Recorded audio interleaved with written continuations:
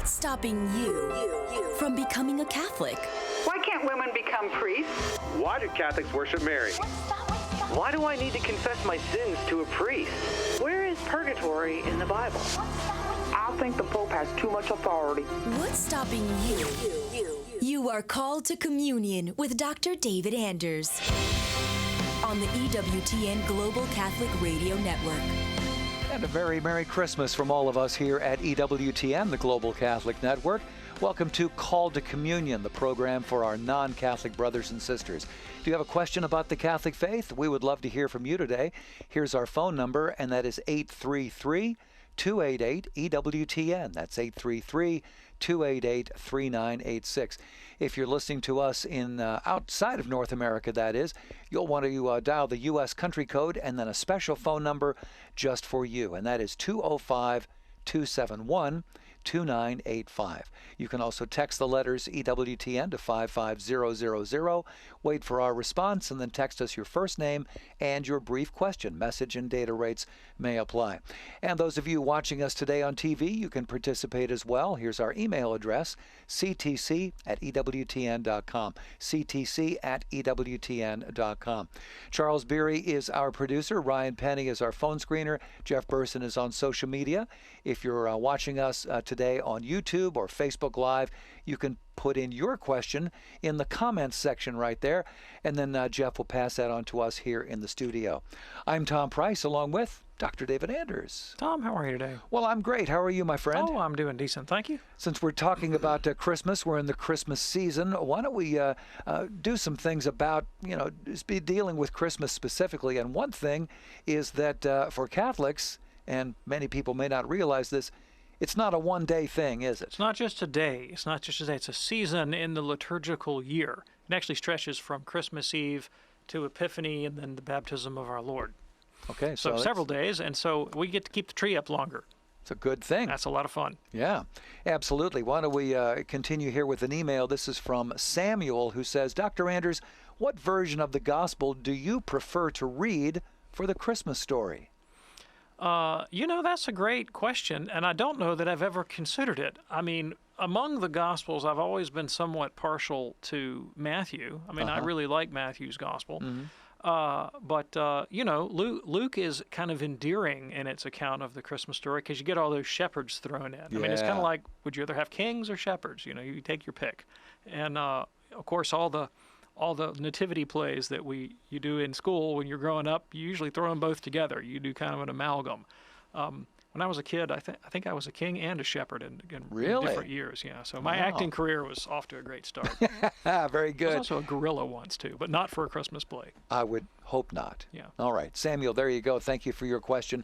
Here's one from Dominic, who says, as the new Eve, did the Blessed Virgin Mary suffer pain in giving birth to Jesus? And if not, how does the Church reconcile with this passage from Revelation 12:2, which is, she was with child and wailed aloud in pain? Yeah, thank you very much. Appreciate the question. So the Church teaching is that Blessed Virgin did not have pain when she delivered the child Jesus because the birth was a miraculous birth and her virginity remained intact before, during, and after her parturition. So it was miraculous. Now, with reference to the passage in Revelation chapter 12, first of all, the identification with Mary is fairly straightforward, because we're told that this woman in Revelation chapter 12 is the one who will give birth to the child who will rule the nations with a rod of iron. Well, the reference to the rod of iron is Psalm 2. It's a messianic psalm. It's evidently Christ the Messiah, and we know who his mommy was, right? So it's not that big a stretch. Many interpreters have also pointed out that there are elements of the description that would seem to apply maybe to the Church rather than to the Blessed Virgin Mary. A lot of our Protestant friends who reject Catholic Mariology lean to that aspect of the symbolism. Okay. Now, what Cardinal Newman pointed out a long time ago in his essays on Mary in the 19th century was yes and yes. Both and, right? But this is clearly the passage in Revelation chapter 12 is not like the gospel account and historical chronicle of the events of Jesus' birth, but is a typological depiction of the theological truths about Christ's procession by way of, his incarnation, rather, I should say.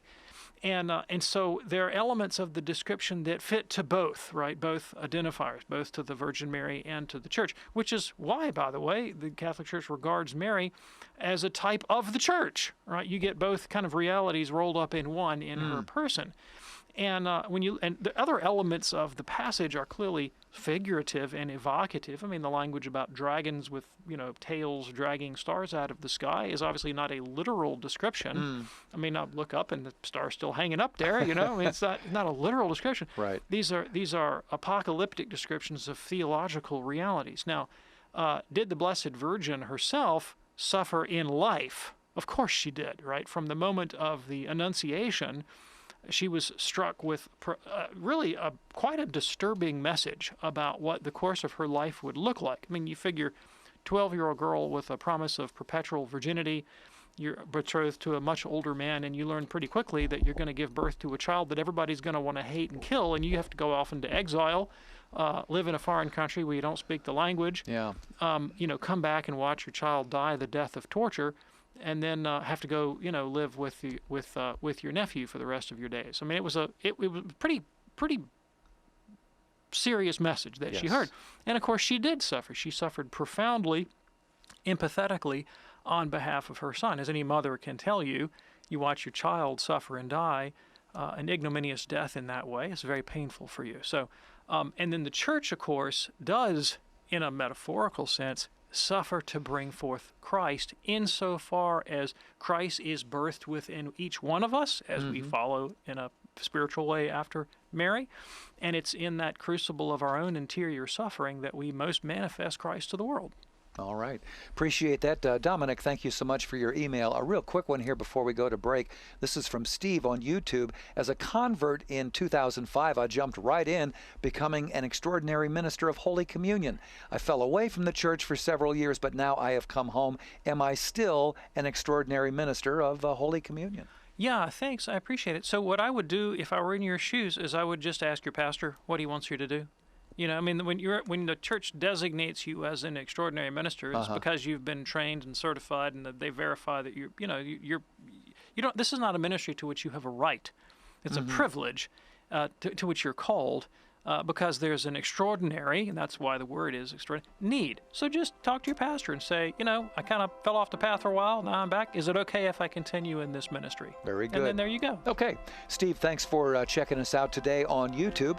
In a moment here, we're going to get to Tim in Seattle, also Patrick in Albany, New York. We have a couple of lines open for you right now, and that number 833-288-EWTN for this edition of Call to Communion on EWTN. Do stay with us.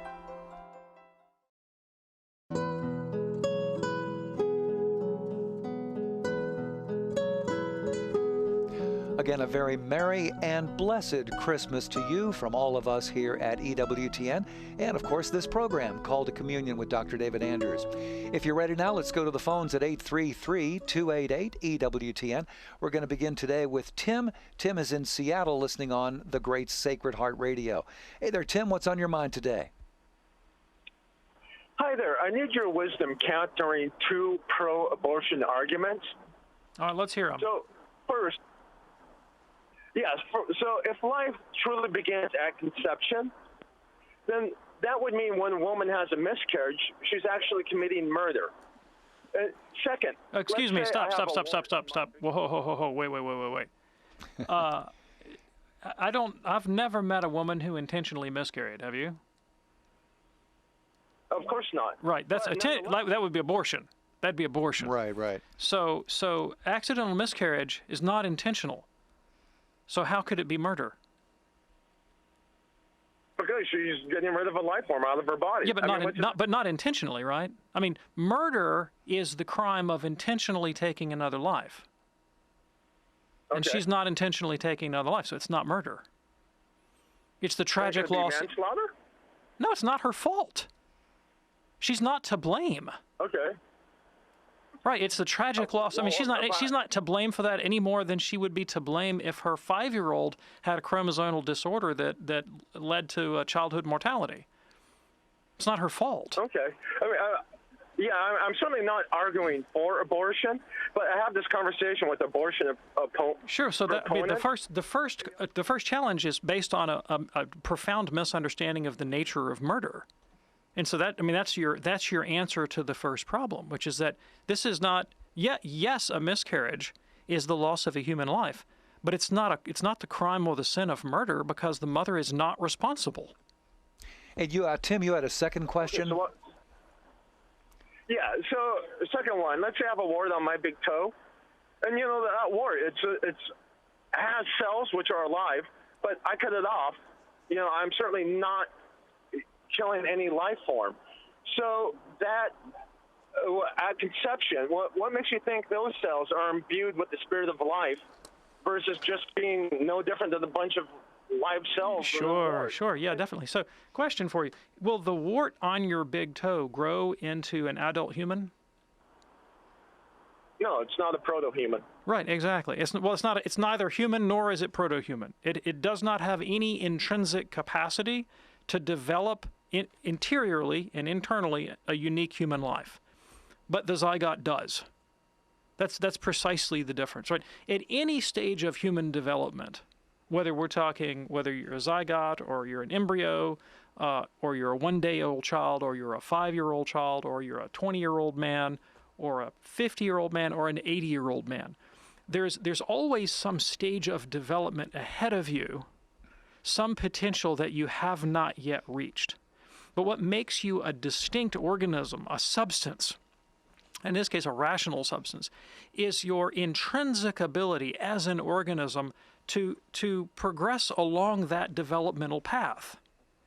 And that's as true for a zygote as it is for an 80-year-old who's looking forward to his 85th birthday, right? Mm-hmm. And if anybody comes by and cuts that short intentionally, whether you do that to someone who's 85 days, or 85 hours, you're still intentionally ending a human life that has started out on its own distinct developmental pathway, and you're shutting that down.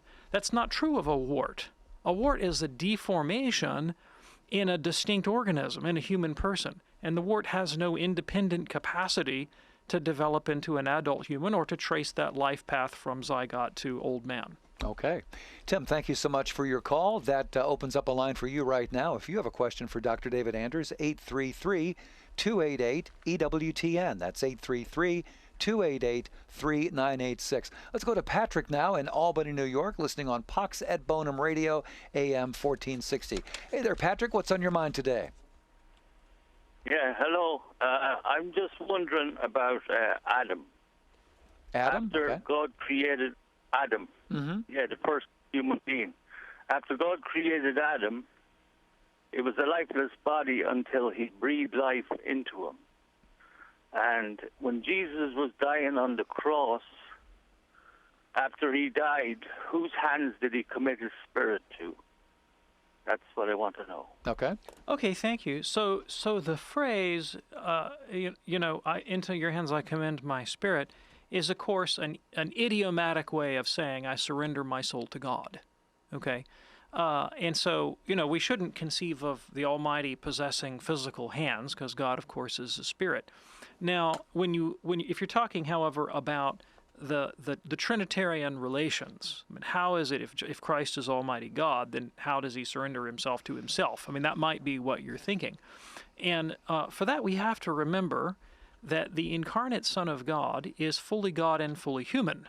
There's one person but two divine natures. And as a human, Christ has a human soul. And the human soul of Christ was capable of surrendering itself to Almighty God, to whom he also happened to be hypostatically united in his person. And so it's entirely appropriate to think about the person of Jesus having a spiritual life or having an interior life in the same way we would, precisely because he had a human soul. Now, it's an interior life that we could never fully imitate because we don't have the benefit of the hypostatic union. Our humanity is not joined in our person to the divinity such that you or I am, full stop, without qualification, God, and that's how Jesus existed. And yet, the human soul of Jesus did have a relation even in grace, to the divinity, but it was a relation that was incomparably greater, infinitely beyond our capacity to imitate. And yet he did have an interior life as a human person. Okay. And we thank you so much for your call, Patrick. Glad that you're listening to us in Albany. It's Called to Communion here on EWTN. Our phone number 833-288-EWTN. If you have a question for Dr. David Anders, 833-288-3986.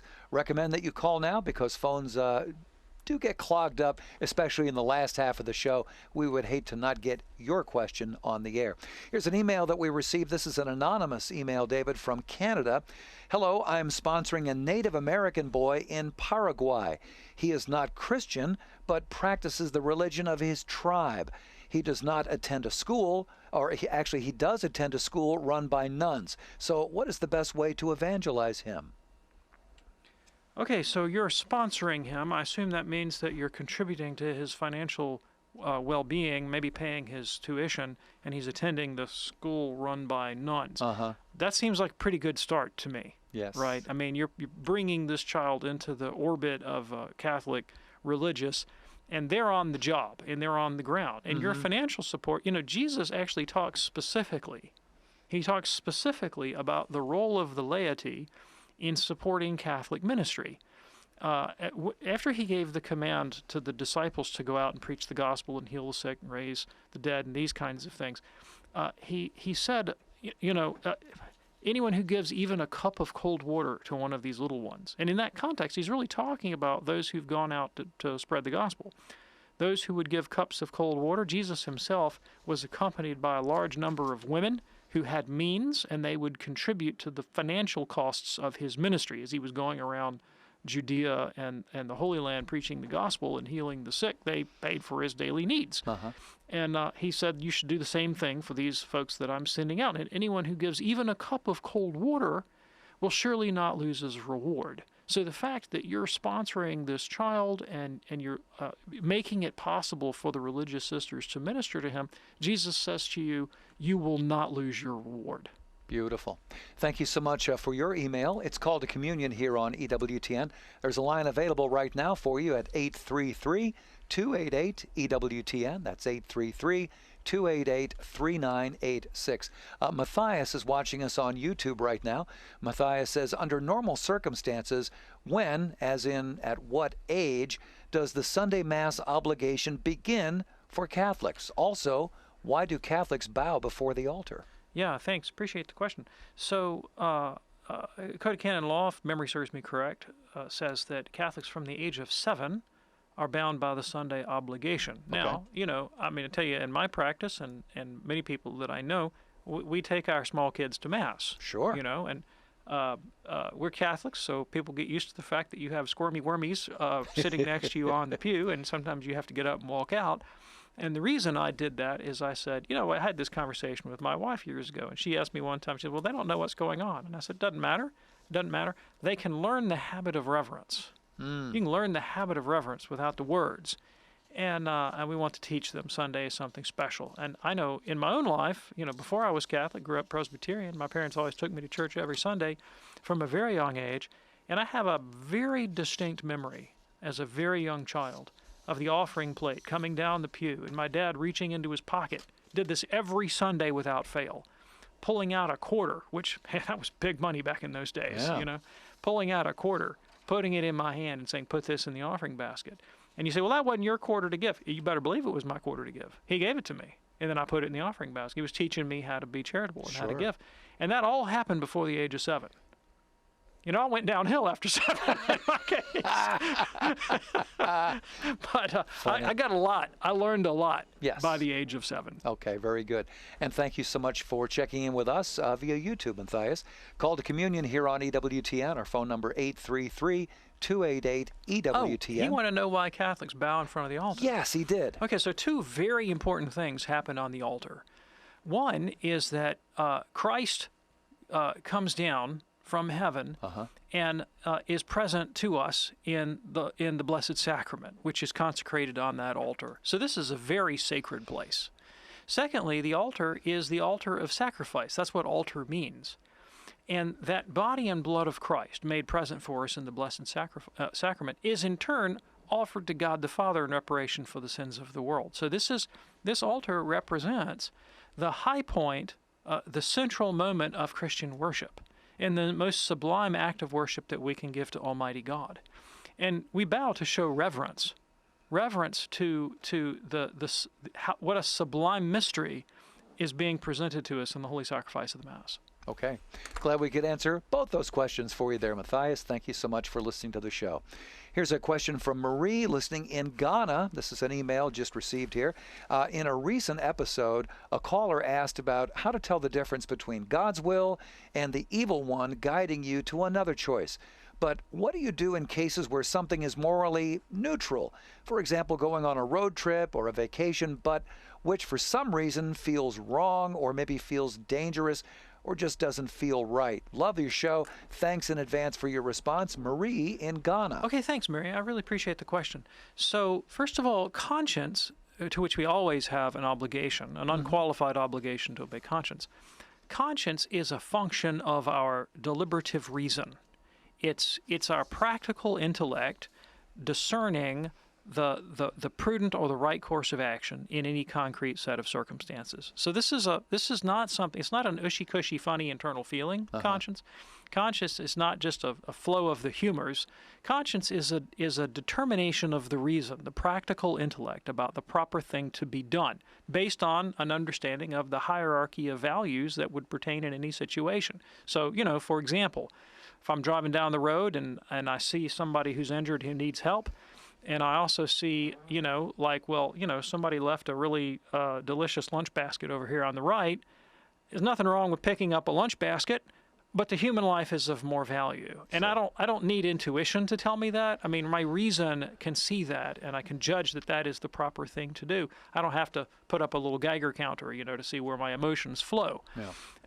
And so if there's a genuinely morally indifferent choice, and in the sort of the calculus of moral reasoning, one is not necessarily to be preferred to the other, then there's no reason that I could not follow passion or desire. I mean, if I like oranges better than lemons, I'm permitted to eat oranges. I don't have to eat lemons if I don't want to, unless I have some doctor's order or something saying make sure you get your 3 lemons a day. Yeah. And that's okay. That's okay. Now, is it ever a good idea to follow the little funny internal feeling? Certainly not as a first line of decision making. I think from time to time you might be in a situation where you get a funny feeling, you have some sort of intuition that this might be dangerous. Somebody says, my dad was in business. I like to talk about my dad. Sorry, this is the second time for the day. It's okay. He had pretty good horse sense about who was trying to snow him. And he walked away from business deals and contracts and things if he didn't trust somebody, felt like they're trying to take advantage of him or one of his clients, and that kind of thing. That's reasonable, but that's also you're making a reasoned judgment about the total situation, including your sort of intuitive read of people and things like that. And that's okay. That's okay. But ultimately, conscience is a judgment of the reason, the practical intellect. Very good. It's called a communion here on EWTN. Glad you could join us for our program today. In a moment, we're going to get to Irina, who's calling from Columbus, Ohio. Also, Ara in Chelmsford, Massachusetts. Beautiful name there. And Whitney in Yukon, Oklahoma. So we're going to get to all those. We also have a couple of lines open with your name on it right now, and that number 833-288 EWTN. If you have a question for Dr. David Anders, 833-288-3986. Or if you prefer, you can certainly text the letters EWTN to 55000. We would like to hear from you in that way also. Again, the caller is standing by here for the program. Irina in Columbus, listening on St. Gabriel Radio. Ara in Massachusetts, listening on Sirius XM. And Whitney in Oklahoma, listening online at EWTN.com. Call to Communion here with Dr. David Anders on EWTN. Do stay with us.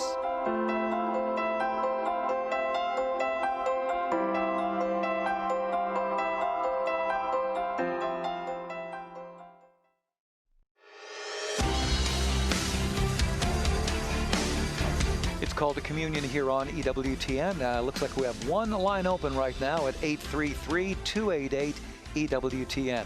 Let's go right back to it here for Ara. Ara is listening in Chelmsford, Massachusetts via Sirius XM Channel 130.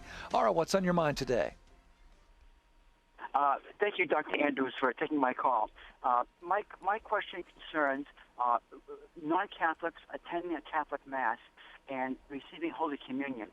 So I'm Armenian Orthodox. I'm part of the Oriental Orthodox family of churches. And through intermarriage, I've attended a number of Catholic Masses in the past. And there's been a rubric or guidance that the Holy Communion for that Mass was reserved for Catholics. Now, attending a Catholic Mass just recently, I see that restriction had been removed. So my question is, are non-Catholics welcome to receive Holy Communion at a Catholic Mass? And when was this policy changed, if it was? Yeah, thank you. So some non-Catholics are permitted to receive communion in the Catholic Church, and some are not, okay? Most of the Protestant denominations, their members are not permitted to receive Holy Communion in the Catholic Church. With the Orthodox, it's a different story. And Orthodox Christians are permitted by the Catholic Church to receive communion in the Catholic Church. And the reasoning behind that is that we recognize that the communion between Catholic and Orthodox is far closer. Their ecclesiology is far closer. Their sacramental theology is far closer. And we really have this consciousness that at one time, all of these liturgical families were united in one Holy Catholic and Apostolic Church. And by and large, the faithful are really not the ones that are responsible for the break in communion, right? And you know, it's really up to the hierarchy to kind of get this stuff figured out. Mm-hmm. But like we all know that ultimately we really all are one Holy Catholic and Apostolic Church, and we look forward today that when we have a very public recognition of the fact that we all share in this one body of Christ. That's not the case with the Protestant communions that definitively broke away from Catholic teaching and Catholic faith and Catholic sacramental practice. So the sacraments that Orthodox are permitted, they can receive Holy Communion, they can receive absolution and last rites. Obviously, they're not going to receive ordination, marriage, and these things, but they can receive communion. In terms of when was that policy clearly articulated, there are some who know the history of this better than I do. But if my understanding is, I think rather early in American history, at least by the 19th century, when you began to have clearly Catholics were. The church with apostolic succession that had the greatest representation in the American colonies. But in the 19th century, you began to have more Eastern Europeans and Greeks and Russians and others that were moving into the country. And many of them didn't actually have access to their own priests and sacraments.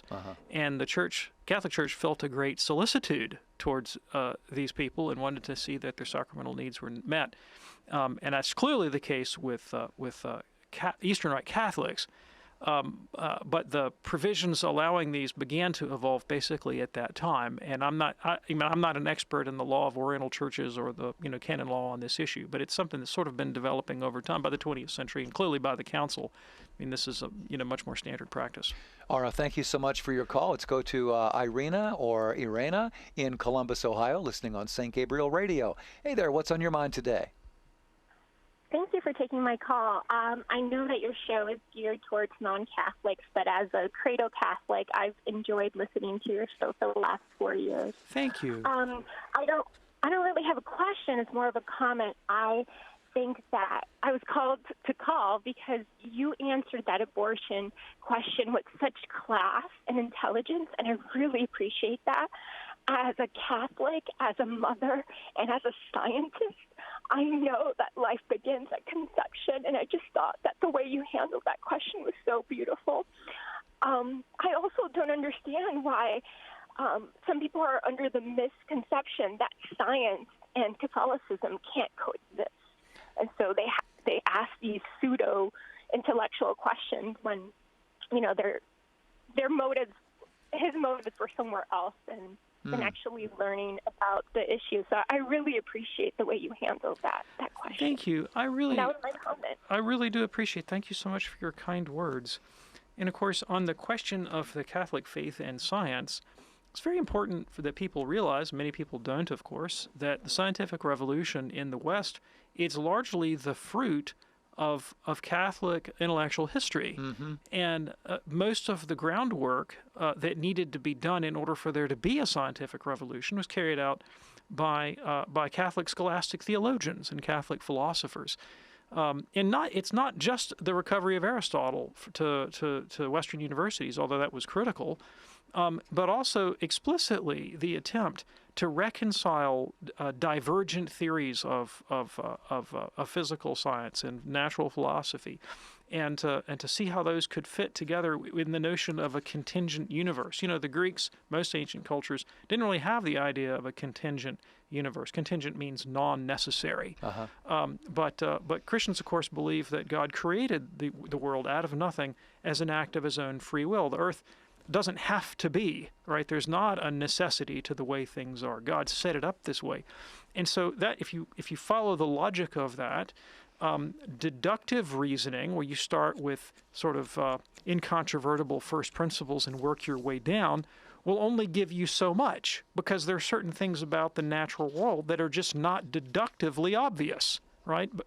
But you can only approach them empirically from the ground up, so to speak. You start with an examination of the world that God actually made, and then try to discern the intelligibility of the thing.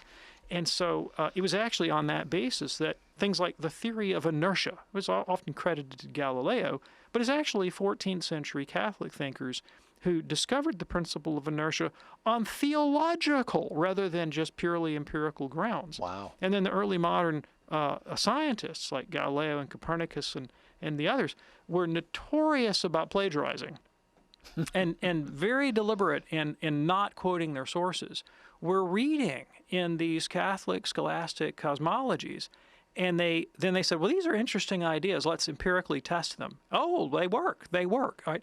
All of that groundwork was done by Catholic philosophers and theologians. So good resources on that you might want to explore. The works of Stanley Yockey, who was a Benedictine priest, as well as a PhD in astrophysics, wrote a lot on the history of science and the Church's contribution to the history of science. His book, The Savior of Science, is one. And then there's a good master's thesis that sort of summarizes Yockey's work by Stacy Trasancos, all about Stanley Yockey, Father Yockey, and his contribution to the understanding of the Catholic contribution to the history of science. Irina, thanks again for your kind words about the show. We really do appreciate it. Call to Communion here on EWTN.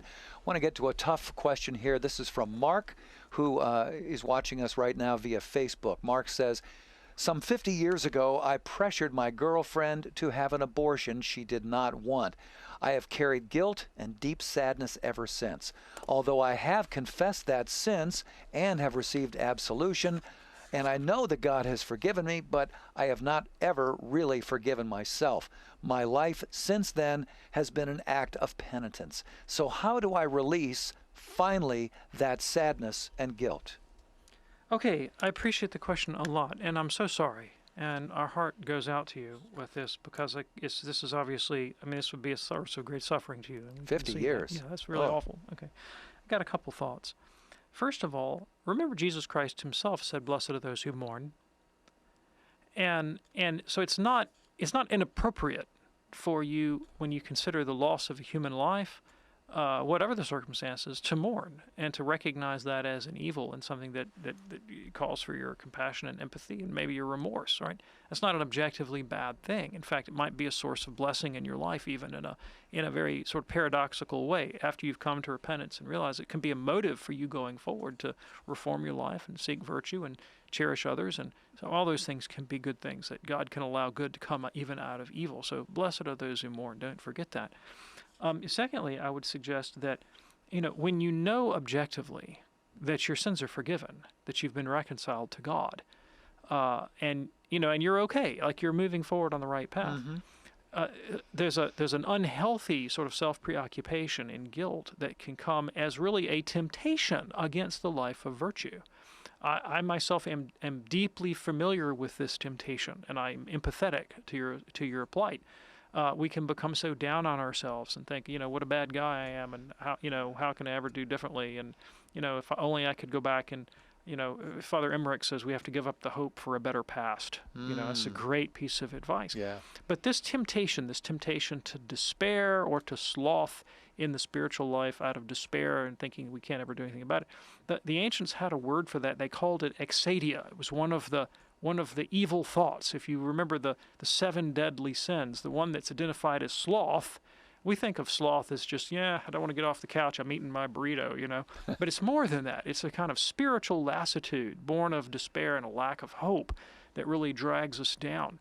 And the Desert Fathers were really familiar with this. Guys like Evagrius Ponticus wrote about the logos moi, this Greek word that means these evil thoughts and temptations that drag us down. And he actually, Ponticus, Evagrius, prescribed techniques that would be very similar to what you would find in modern cognitive behavioral therapy, right?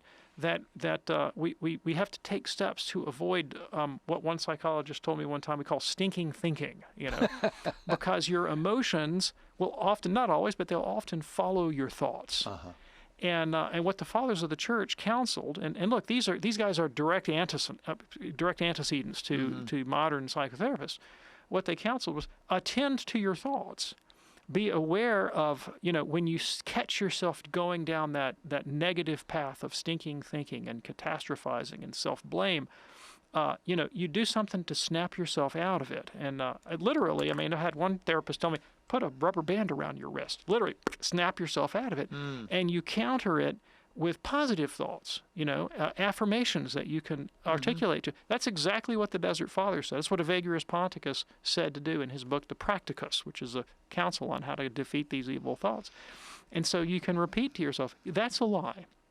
I know I'm forgiven. I'm a child of God. I'm heading on the right path. I'm not going to let myself give myself, the devil's been telling me that I deserve to feel this way, all right? But God says I'm a child of God, reborn, like Zacchaeus. Today salvation has come to this house. I'm going to affirm that to myself, and I'm going to believe true things about my identity as a child of God and move forward. So use those techniques of attending to your thoughts, turning your thoughts to things above, to what God says about you, so that you're not lost in that exadia, that despair, that lack of hope that would drag you away from the spiritual life and from good things. Hope that's helpful for you, Mark. God bless you, sir, and thanks so much for your question. It is Call to Communion here on EWTN. We're now on the radio side somewhere north of 350 radio stations across the United States, and if you're looking around the world, over 500 stations. Do you have a Catholic radio station close by to you, like an AM or an FM station? You know what? God just might be calling you to start a Catholic radio station, and it is doable. You can find out how you can start up a Catholic radio station right there where you live. Contact Jack Williams. Here's his email address, jwilliams@ewtn.com, jwilliams@ewtn.com. All right, back to the phones now here on Call to Communion. Let's go to Whitney in Yukon, Oklahoma, listening online, ewtn.com. Hey there, Whitney. What's on your mind today? Hi. My husband has grown attracted to attending the Latin traditional Mass. And I like the idea of it, except for there's more differences than I expected. For instance, on Second Sunday of Advent, they had different readings. And I just was wondering if there was any resources you had that I could read, because I have so many more questions about the differences and why they're allowed and why the changes were made. Anything along those lines would be great. Okay. Yes. So the first book that comes to my mind is not precisely on point to your question. I apologize, but it's when I talk to my sort of Latin Massy friends about what are your favorite books on liturgy, all right? Everybody points to Cardinal Ratzinger's book, The Spirit of the Liturgy, which really gets into the whole question of what the liturgy is and how it's to be understood, and it also provides a framework for understanding the reforms of the mid-20th century. Now, you're correct. There's a different lectionary, there are different prayers. there a lot of changes were made in the Mass after the Council. The biggest one, Sacrosanctum Concilium, I should tell you to read that as well, which is the constitution from the Second Vatican Council on the sacred liturgy. You need to read that and get your head wrapped around what it actually says as a motive for reform. Now, a couple things to be noted. In Sacrosanctum Concilium, the notion of the active participation of the faithful is really what comes to the forefront. What does that mean, and why was it a value? In the traditional Mass, in the Latin Mass, there are no rubrics for the faithful. The rubrics, those are the instructions about how the Mass is to be celebrated. The rubrics all pertain to the actions and the prayers of the priest, with a consciousness, and an appropriate one, that the priest is the one who effects the sacrifice. And so his role is principal, and that is as it should be. Now, from the 16th century, with the promulgation of the Tridentine Rite, the participation of the laity is by attending. You would often hear in the old language, they would say, well, go hear Mass. Go hear the Mass. The priest says the Mass, you go hear the Mass. But in terms of what you would do when you were there, it was really kind of up to you. So some people, they might carry a missalette with them and read along, whether in Latin or in their vernacular translation. Other people might take the rosary or their devotional books or make their private prayers, because their consciousness of their participation was, the priest is offering the sacrifice, I'm joining my prayers and offerings to his sacrifice, right? And that was the extent of the connection, theologically speaking. And whether or not I pray the responses, for example, is not really ultimately relevant in terms of the efficacy of the Mass or its sacrifice. I'm just going to bring my prayers and works and joys and sufferings and sorrows, whatever those might be, join them to the priest's offering, and there you go. That's how the thing works.